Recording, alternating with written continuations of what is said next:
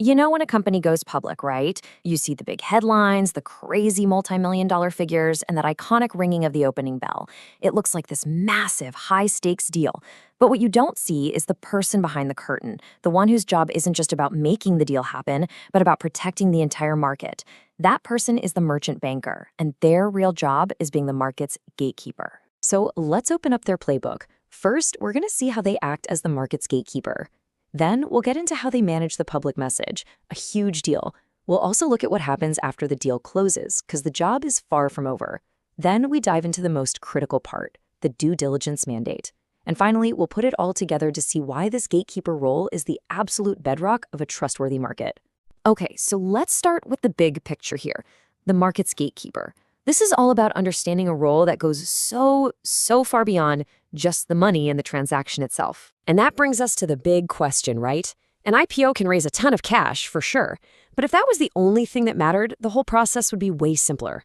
So what is that one critical, non-negotiable job that goes beyond the dollar signs? Well, let's find out. All right, first play in the book, managing every single word that gets out to the public.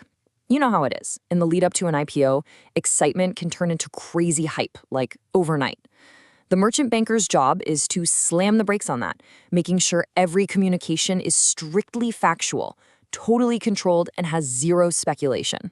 What's so cool about this is how it draws a hard line in the sand between information and just plain marketing. On the one side, everything they say has got to be truthful and match what's in the official offer document. But on the other side, a total ban on anything that could build false hope. No financial projections, no forecasts, and definitely no leaking special info to a few favored investors. The goal is simple, but it's powerful. Make sure every single investor gets the exact same verified information. It's all about a level playing field. And here you can see just how tight a ship they run. The lead merchant banker, the head honcho, has to personally sign off on every ad, every press release, everything. Every single ad has to point people back to that official offer document and specifically mention the risks. The company can't even run a normal product ad that winks at the IPO until all the shares are handed out. It is a complete information lockdown designed to make that offer document the one and only source of truth. A lot of people think that once the company is listed and the stock starts trading, the job's done. High fives all around, right? Nope. For the merchant banker, the sound of that opening bell just means it's time to start a whole new phase of their responsibilities. So after the offering closes, the merchant banker basically switches hats and becomes an operations commander. They're overseeing the super complex job of allotting shares, making sure refunds go out on time, and coordinating all the other players, like the registrars and banks. Then they have to file these super detailed reports with the regulator, SEBI, put out official ads showing the final results, and, this is a big one, they have to manage the whole system for handling any investor complaints. The grind continues long after the IPO excitement has died down. Okay, now we're getting to the real heart of it, the absolute core of the gatekeeper's job, the due diligence mandate. This is the exhaustive, behind-the-scenes investigation, basically looking under the hood of the company to make sure everything they're telling the public is true. This is where the gatekeeper really earns their title. And a huge piece of this is checking on the promoter's contribution. The promoters, they're the founders, the main people behind the company. And the rules say they have to invest a big chunk of their own money into the IPO. Why? It's all about having skin in the game.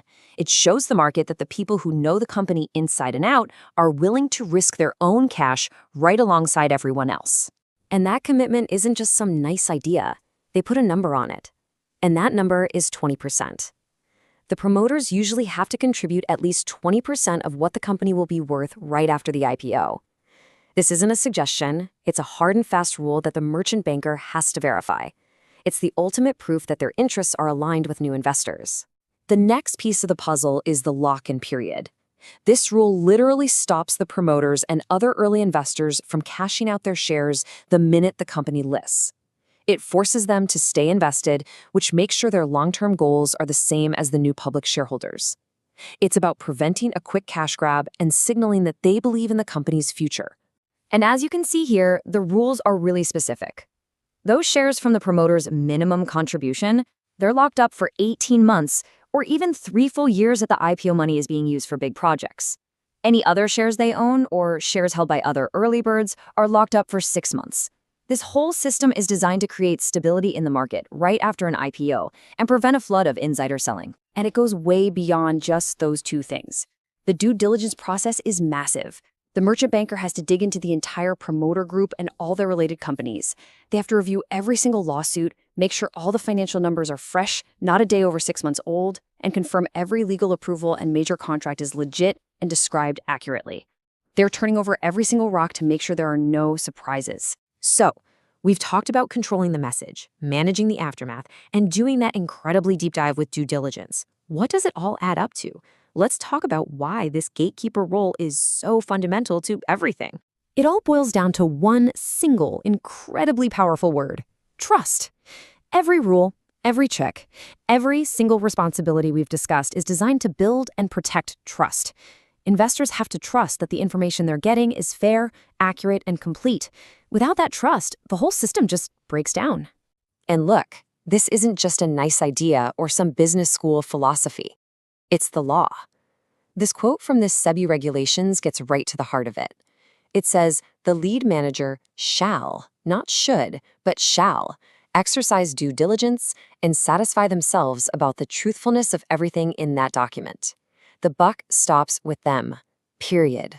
So the next time you see all the excitement and fanfare around a new company hitting the stock market, I hope you'll see it a little differently. Will you just see the size of the deal and the new ticker symbol? Or will you also see the invisible work of the gatekeeper, the merchant banker and their playbook, making sure the entire game is built on a foundation of integrity, transparency, and trust?